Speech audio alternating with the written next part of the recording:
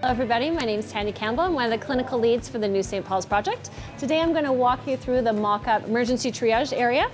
So as you are coming in as a patient, walked in patient, this is the desk you would see. So the plan at this desk is that unlike now where as a patient presents to triage, they see the registration clerk, they get their name put in the list, then they see the triage nurse, and then they go back to registration to complete the registration.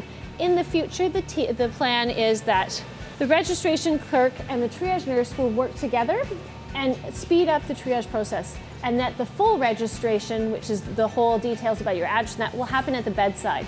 So we're trying to change triage from being an area that care happens in to being a triage is more of a function of getting you actually into a patient bed where the care can actually start.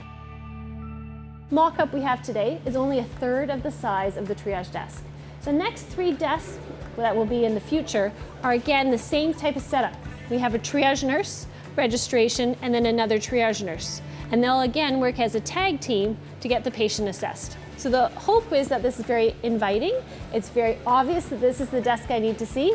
Another thing we're going to look at is adding a WOW, which is pretty well a computer on wheels, into this little corner here in the hopes that we would have a peer support worker or Indigenous wellness representative up here at triage. So when the patients present, they can actually start with them along their journey within the emergency department.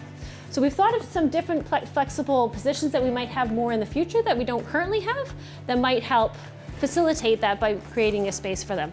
Triage was mocked up and I'm so thankful that we did. So we've gone through probably about 6 to 8 reiterations of what this desk might look like. It's an area that's very important. It's the first time a patient comes into the space. A lot of stuff happens in this space, and it was trying to ensure that we've got a welcoming environment. Security can see the space. It's easy for patients to follow where they need to go, and then providing the staff in the space the surface that they needed to do their work. So a lot of balls rolling at the same time. We've worked really hard to kind of come together to create this space.